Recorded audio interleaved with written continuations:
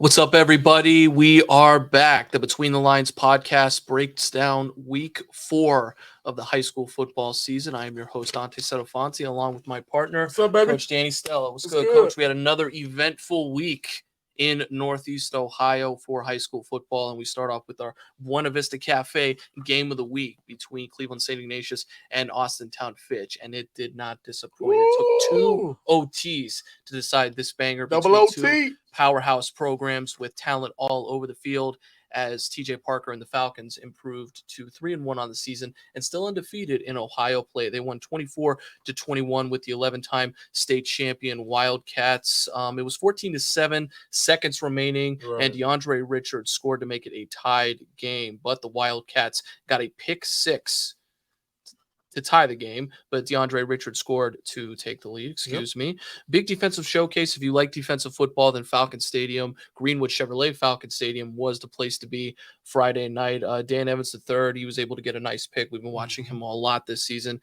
Max Wodke, he had both both had INTs, but Wodke's pick six in the third quarter, that was a great play. That was a really good play. Absolutely. That was the play that got St. Ignatius back into it. Yeah, and it also shut Fitch down a little bit. You mentioned that to me. You looked at the body language on the Fitch sideline. They looked out of it. They were defeated. They were defeated, but more so than that, Ignatius needed it because at that point in time, their offense was really struggling. They running back Grant Washington was doing a good job running the ball. He was putting his head down. He was hitting it. They just ain't having all the big plays coming from the pass game. But I got to give credit to Coach Franzinger and the staff. They went in at halftime adjustments. Y'all hear me talk about it a lot.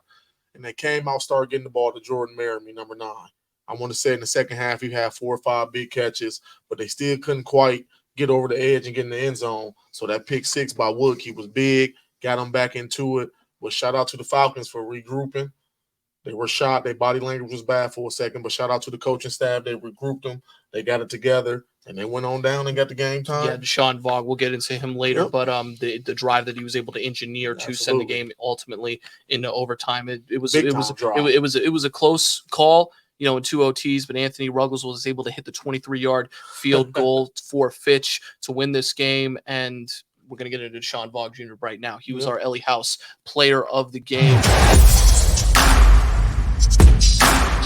Attention from programs. It's just absolutely unbelievable. When you look at it, he had 263 all-purpose yards, 2 touchdowns.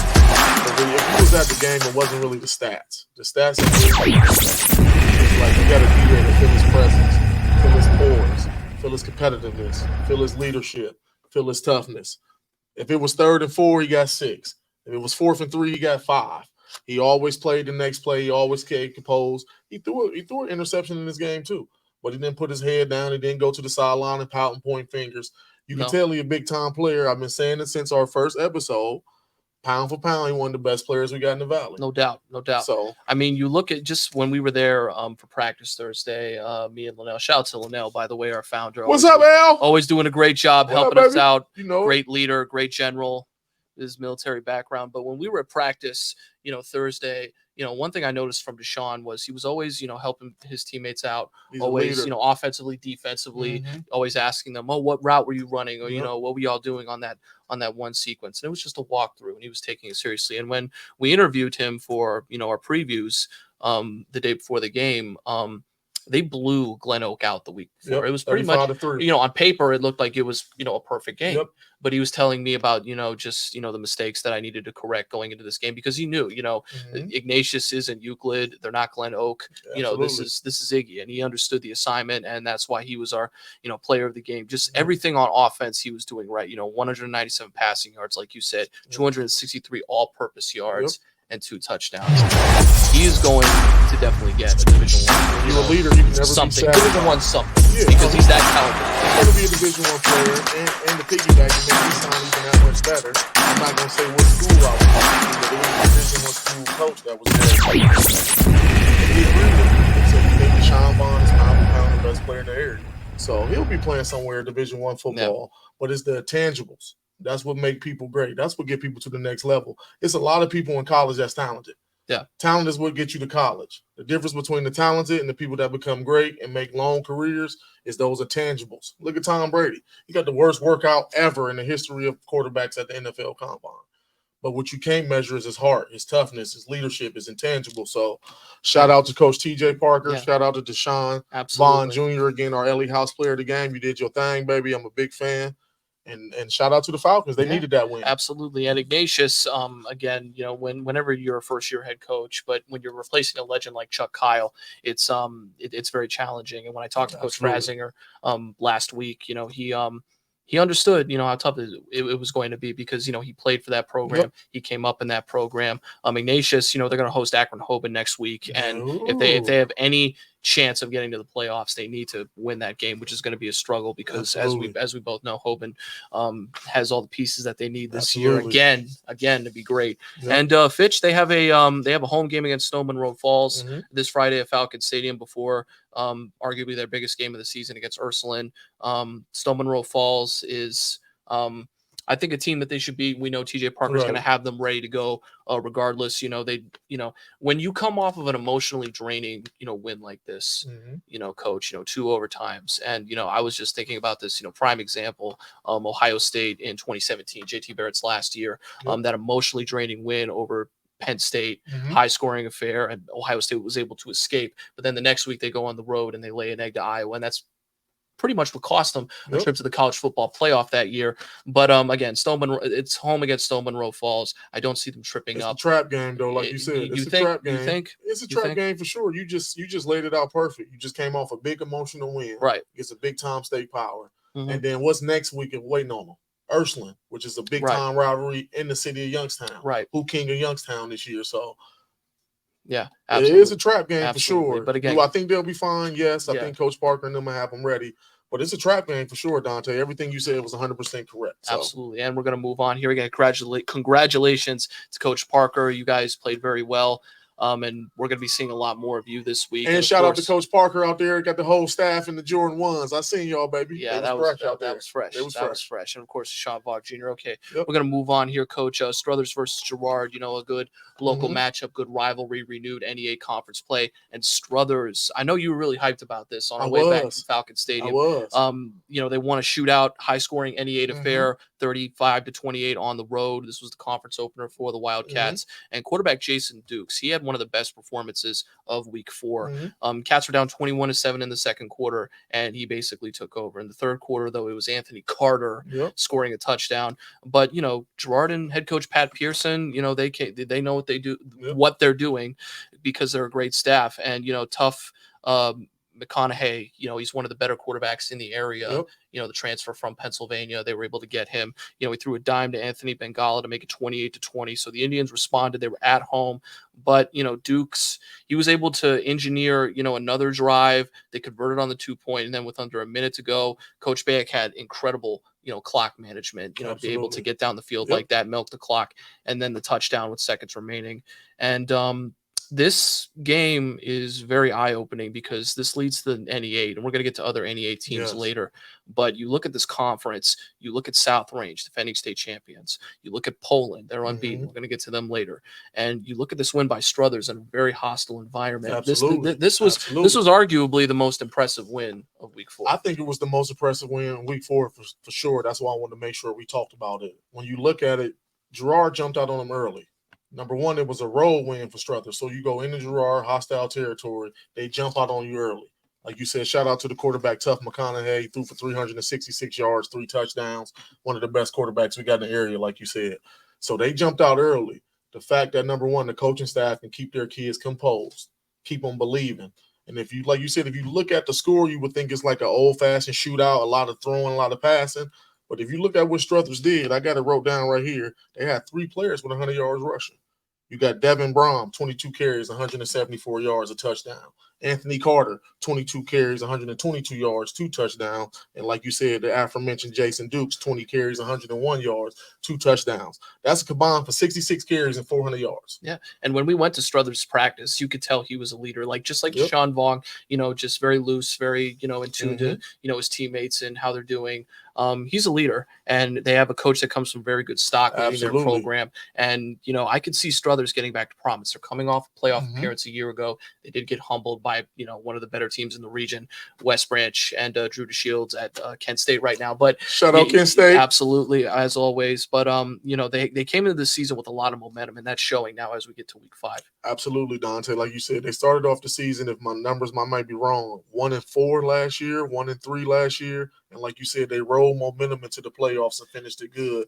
And then it's like they just carrying it right into this year. No doubt. Year 3 of Coach Begg, year 3 at the helm running the program. That was a big time win because I'm pretty sure nobody picked Struthers to go on the road and go beat Girard. And you do it in year 3, so now your players really believe, your program really believe. So hopefully they can springboard off of that, like you said, and get ready for the conference play. That's going to be really tough this year. So shout out to Coach Johnny Begg, baby. You're doing a good job, baby. Absolutely, no You're question. Doing a good job, man. Happy for you. And before we move on, Struthers has a very, very big test to see if they're really for real this upcoming Friday as they host the South Range Raiders. Yes. Girard is going to host Pymatuming Valley. That really shouldn't be a problem. Right, they should bounce back. They should bounce back. But that game, Struthers South Range, that game could very well determine the Northeast State this year. Absolutely. That's going to be a big time. That's going to be one of them old-fashioned games. Both teams like to run the ball. Pads going to be popping. Both teams have athletes. Both teams got athletes. Both teams got great coaching staff. Exactly. So that's going to be a chess match. That's a big time game. I can't wait to get back and check the scores and read about it on Saturday morning. And of course, congratulations to Coach Begg and all the great Coach Begg, keep it up, baby, on the Wildcat staff. And we're going to move on to Warren G. Harding and Akron St. Vincent St. Mary. Coach, I see that look on your face, and I share it as well. St. V's, they won 42-28 as the Raiders dropped to 1-3. They were able to get a win in Akron week 2, but this was pretty much the molecular opposite of a result from that week 2 performance. Harding did strike first. Antonio Smith, I've been telling you all year that's going to be the key to Harding's success on offense. 28-0 run, but St. V scored 35 unanswered points. After that, 35 unanswered points. We talked about Harding last week, being a second half team. This game wasn't even close. They were not a 60-minute team. Rather, it was just a complete terrible loss. This is the second straight loss Harding has faced against St. Vincent St. Mary. Again, they lost last year at Molotov Stadium to the Irish. But one player, we talked about great performances this week. I want to talk to you about DJ Johnson, the running back for St. Vincent St. Mary. He could very well be Ohio's Mr. Football this year with these numbers. He rushed for 201 yards and 4 touchdowns. There's a very good piece in the Akron Beacon Journal profile about him written by Brad Borneval. Shout out to the Akron Beacon Journal. This was a really good piece. And for those of you at home, I would really consider reading this because, Irish wide receiver David Jose, again, if I am saying that wrong, please email us or call us and correct us. Again, he said, quote, and this is in the article, for us to get the plays that we need in the passing game, he needs to make the big play because he's so good, in the backfield. He's, deciding everything offensively. And that's the signal of a good offensive player. And you've coached a lot of very good offensive playmakers in your time as an assistant coach. And, through 4 games, Johnson's carried the rock 91 times for 535 yards and 9 touchdowns. He was the real deal in this game, and he had arguably one of the most dominant performances in Ohio in week 4. Yep, he ran that thing right down our throat, Dante. Correct. Pretty much simple and plain. And like you said, to piggyback off your point, when you got a big-time playmaker, a good football player that's your quarterback or running back, what it does is it affects the numbers.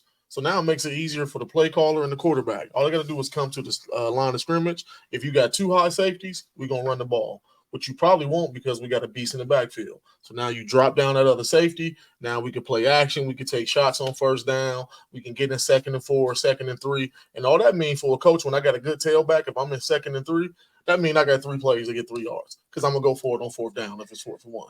Yeah. So I read them stats, the same thing you read, Dante. Shout out to the tailback from St. Vincent St. Mary. You had a great game. Shout out to the whole staff, the whole team. Y'all did what y'all supposed to do. Sucks for me as a Warren G. Harding alum and fan that we're 1-3, but shout out to the St. V's, man. They did their thing, man. To the Irish, I ain't got much to say right now about Harding, man. They just got to get better. Everybody got to get better, be better.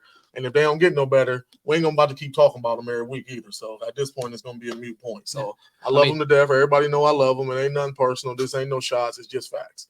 If you 1-3 and you keep losing, what we got to talk about at that point. So they're on the road at the Ice Castle this Friday, taking on Ursuline. Just bottom line, what needs to get better for this Harding team? Is it a staff problem? Everything. What exactly is the problem? Everything. Like I said last week, at this point, because you're 1-3 this year, but you also were 2-8 last year. So it's not the coaches, and not just the players. I said it last week. Coaches, players, community, administration staff. Everybody got to go look at themselves and figure out something got to change. I get so frustrated when I'm talking to people and people are pointing the finger, oh, this player got to do this, that player got to do this coach got to do this. We just talked about accountability. Who's going to be the leader? Who's going to be accountable and say, no, it starts with me. I need to be better. Because the proof is in the pudding. If you watch the last 2 years, is anybody doing a great job? And that's no shot at nobody. It just is what it is. We were 2-8 last year. Now we're 1-3. So if I'm doing my math real quick, we're what? 3-11 in the last 14 games. So we got to be better, man. I'm always going to love Warren G. Harding. I'm an alumni. I'm always going to rep them, support them. I ain't going to say nobody loves the Raiders more than me because I don't want to put down or disrespect nobody that's before me that played or nothing like that. But we just got to be better, man. That's it. And of course, St. V's, they have a tough schedule coming up. They host Walsh Jesuit, and then they have Ursuline. Yes. That game is going to be very, very battle with the Irish. That game is going to be very battle with the Irish. Yep. I mean, you could have two of the better teams in the region playing each Absolutely. other. But you look at Harding's upcoming schedule after Ursuline. They're home against Cheney and then Boardman. So you go into the Ice Castle. If you're Steve Arnold. And you've been on his staff before. What do you think he's saying to his team going into this game? Well, number one, we got to get better today. So going into this game against Ursuline, I'm pretty sure he's telling them nobody think they can win. There's nobody in Trimble-Mahoney County who think they're going to win on Friday night. So you ain't got no pressure on you. Let's just go play. But better off, more so let's play. Let's go get better because it's only week 5. Like, just because you 1-3 right now don't mean you can't make the playoffs, especially with the strength of schedule Harding got. So let's just go be better. Let's go put our one foot in front of the other one. Let's be better. Let's stack bricks today in practice. Tomorrow, let's stack another brick. Thursday, let's stack another brick. Friday, let's go stack 4 more bricks, meaning 4 good quarters of football, and let's see where we at. You're going to play against a good football team with a great coaching staff. They're going to be ready to play as Harding Ursuline. It's a whole SBC rivalry. So they got to be ready to play.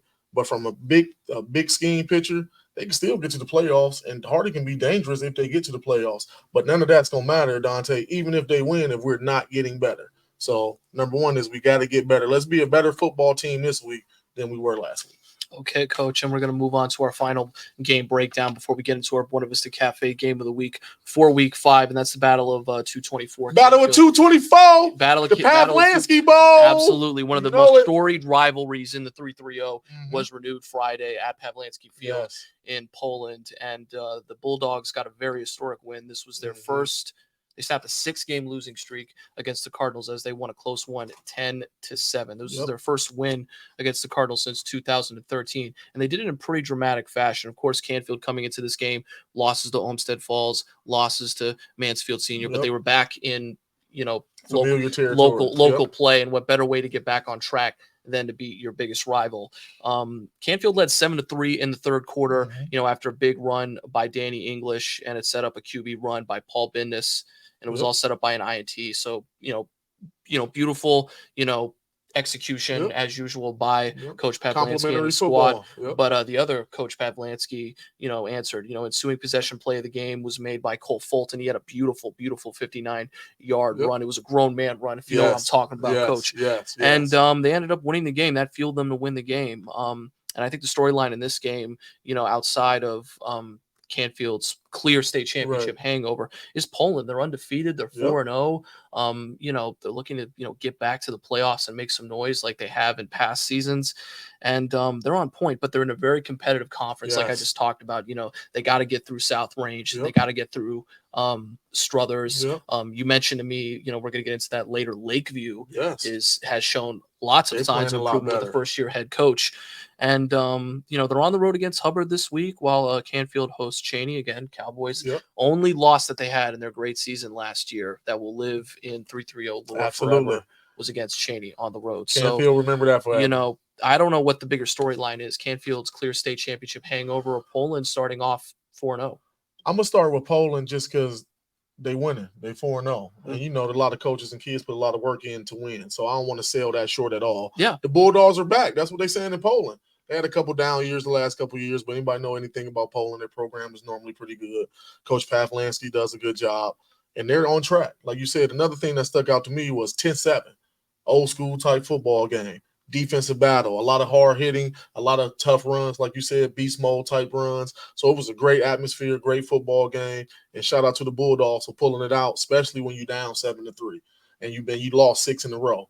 As a brother, I don't want to keep going to Thanksgiving dinner and keep looking at my brother knowing he keep beating me, brother or not. You know what I mean? And as a whole, as a community, I don't want to keep losing to my rivalry every year. So shout out to the Bulldogs. Yeah, and one thing is, Coach, like whenever, you're happy when it's like in the SEC, like say Alabama, wins the national championship. If you're an Auburn fan, I'm sure you're not, happy at all that Alabama is a national champion, but you're happy that, the SEC is still on top. And I feel like that's how it was here. Poland, for the last 365 days, not only have I had to deal with, this losing streak and not being able to beat Canfield, but now I have to deal with them winning a state championship, which is what Canfield people dealt with in 1999 when Poland won state. But I think the Bulldogs came ready to play. If you watch any, news highlights of that game, you could tell that they were waiting for this. They were really, really waiting for this. They was ready to go, Dante. Like as opposed to like previous years. We have to end this streak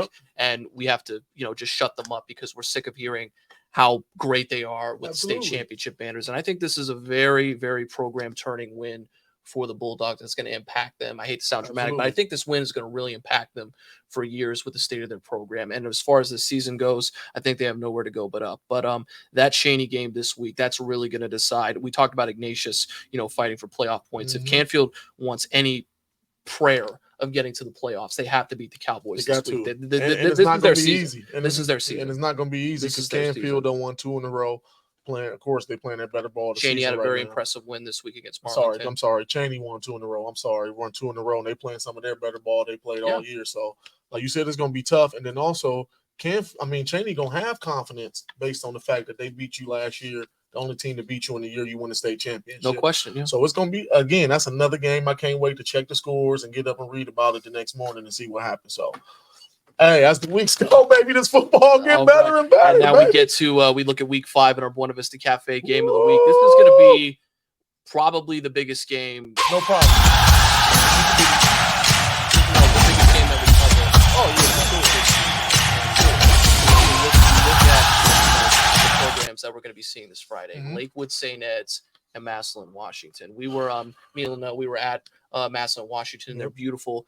Shout out to Coach Moore and everybody. And they're beautiful, we appreciate and the hospitality. and they're beautiful NFL like indoor facility, which I don't know if you've ever been in, but it's very, very great. Yes. And people in Massillon, Washington, I hope they recognize how lucky they are to have not only just the facilities that they have and obviously the program name that they have, but what we're going to see Friday, Coach, and you've seen this all your career playing for Harding, which is an arch rival, of Massillon, coaching against Massillon, that entire city. Like the players told me when I interviewed them. And by the way, those interviews that we did, our Buena Vista Cafe Game of the Week previews, will be up on YouTube in the coming days. So subscribe to our YouTube channel. Stay tuned, baby, for that. But they were just telling me when I was talking to the players, everybody knows the Massillon lust, and everybody knows, what an honor it is, to put on, the black and the orange, or the orange and the black. But they were telling me, just how really special it is, aside what you see, in the documentaries and the movies and, in the news. That whole city, and every community comes out for the program, here in the Dub, obviously with the Raiders, but it's just special in Massillon. And that's the thing that I'm most excited to see Friday, because I've never covered a Massillon football game in my career. And now I get to do that. And I get to do it with you. And it's I'm happy we're gonna do it together. It's gonna be something I'm excited to see. It's gonna be something I'm excited to see. I don't know how many times I've been there, Dante, as a player and a coach. I've been there a lot of times. It's gonna be one of the best high school atmospheres you can ever be around. Yeah, especially because this is the biggest game in the state, like you mentioned. Now we look at this game, Coach. This is the number 1 team in Division 1 versus the number 3 team in Division 2.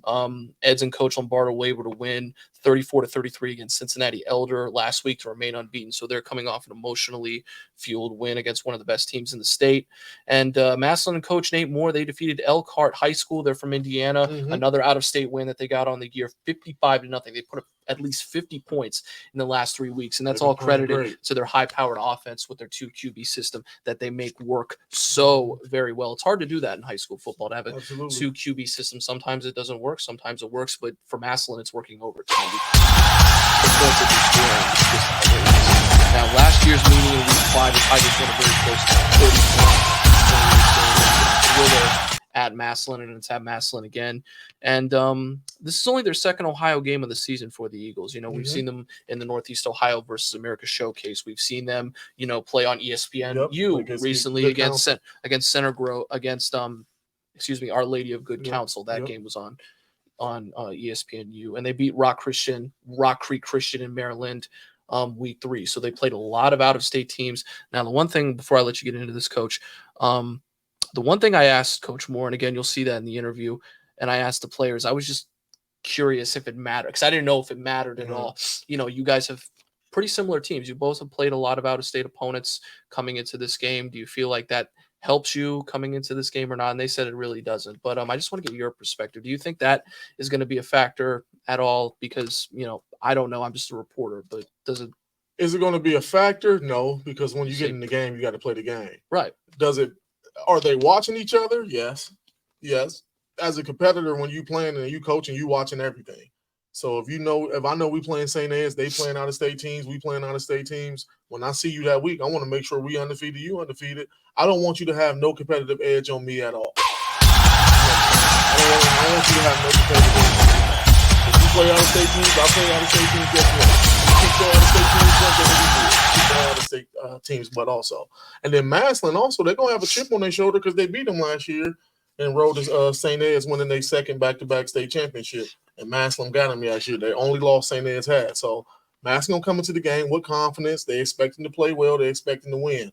Like you said, they done put up 50 points the last couple of weeks. So they're playing the best ball they could play. Yeah. 2 quarterback system, like you said. I just happen to be playing on a team that made it to a state championship that had a 2 quarterback system. You can work beautifully. Number one, if you got a great staff. I'm wrong. Number one, if you got a great family. Because a lot of times, a lot of people don't know, as a high school kid, when you go home, your family is talking. Dante, you should be playing. That person should be playing. Why they ain't playing you? So number one, it starts with the family. You want to have great families that's going to always be positive and support your kid no matter what, and not give them no energy to go back to the locker room and set the locker room on fire. Number two, you got to have a great staff. And then if you got 2 quarterbacks that have different skill sets, like Massillon's quarterback do, like Mike Coco and Mike Phillips had when I played with them, it's a little bit easier. Because as teammates, you know, okay, here comes Dante is one offense. Okay, here comes Mike is another offense. So I'm sure it helps the kids out because they know both of them are ballers. But I know whoever's coming in the huddle can lead us. But I can kind of know how to adjust my game and know our game plan, at least for that drive, based on who the quarterback is. This is going to be a very good quarterback battle because you have Casey Bullock of Eds, who's one of the best quarterbacks. Mr. Davidson, congratulations, Casey. Congratulations. And you look at Washington.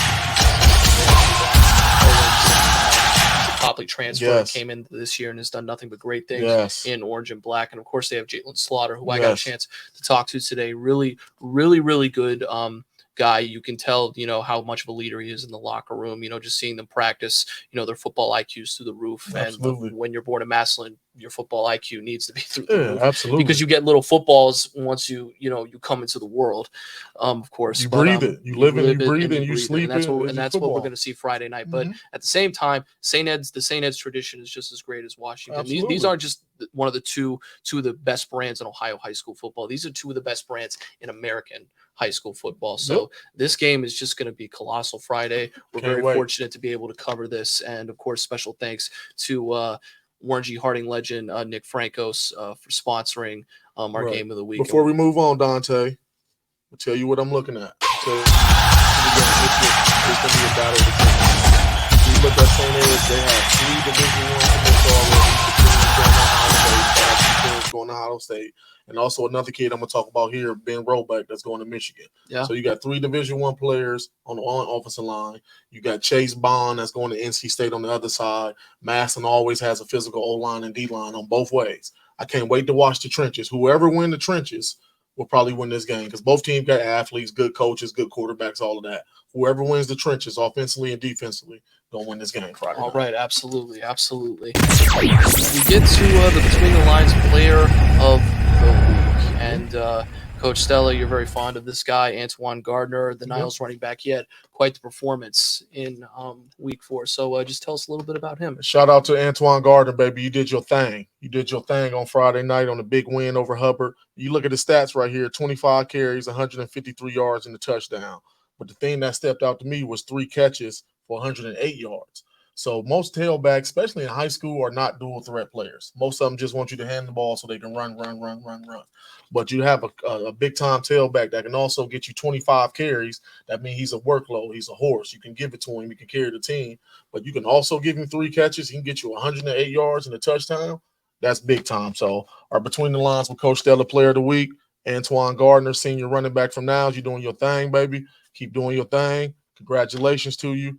And keep chugging, keep going. See how long we can get the Niles Dragons to go in the playoffs this year and see how good of a season they can have. That's another team that's in that conference we've been talking about. Yeah. That conference is really, really tough this year. So shout out to Antoine Gardner, baby. We see you. All right, Coach. We reached the end of the program here, but before we go, we got some shout outs that we want to do. So let's start off with you. I'm gonna go first, man. Shout out Coach Derek the Lakeview Bulldogs. A lot of people ain't talking about y'all. We don't talk about y'all a lot. That don't mean we ain't watching and reading and paying attention to what's going on. Coach Bush, you're doing an amazing job. Got the Bulldogs off to 3-1. They played South Range last week. They only lost 28-21. Yeah, they played. Coaches don't believe in moral victory, so I'm not saying they taking a moral victory. Right. But who would have thought going into the game, South Range wasn't going to beat them by 21 points probably. Correct. So shout out to Coach Bush. I appreciate you. You're doing a great job. Keep it up. And shout out to my nephew. He the kicker out there, the freshman kicker, Easton Bradley, baby. Keep doing your thing. All right. And my last shout out, Dante, I just want to shout out St. Ed's, Hoban, Maslin, Avon, Painesville, Riverside, Walsh Jesuit, Nordonia, Ursuline, Kingston, Geneva, Gilmore Academy, Canton South, Steubenville, Glenville, Garrettsville, Garfield, Rootstown, Kirkland, for all those teams in Northeast Ohio that made the top 10 in their respective divisions this week. It came out yesterday. So shout out to y'all, man. Keep representing Northeast Ohio. We got a couple other teams that's right on the brink. Fitch was close. Kent McKinley was close in their respective divisions. So I just wanted to give a shout out to all them teams and coaches for getting recognized. And we see y'all doing your thing. Absolutely. And it's only going to get better in the AP polls for our region from here, Coach. I want to get into my shout outs. In the Browns, great week 1 win over the Bengals Sunday.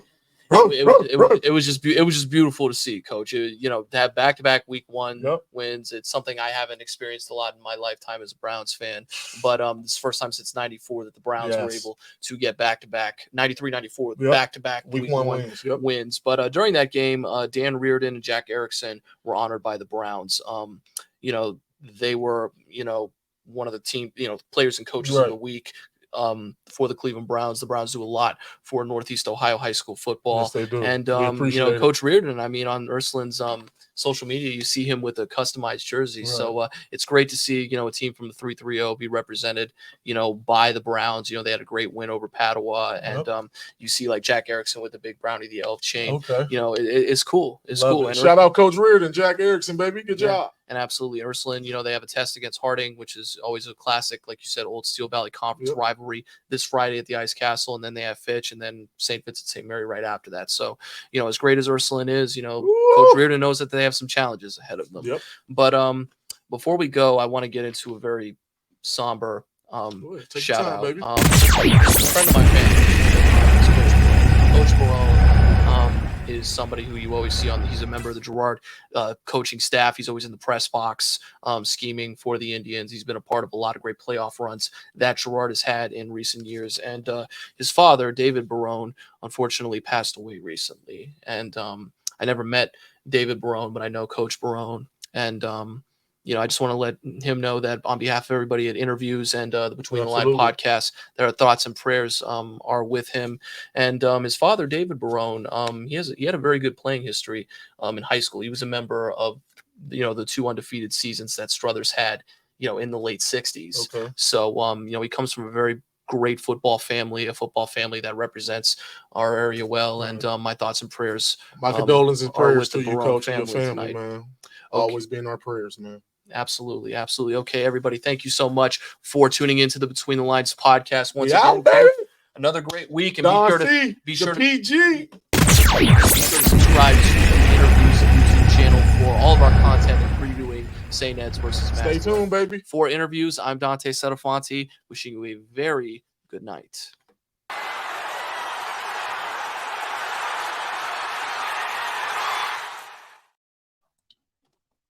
Not being rude, fellas, but I gotta get out of here.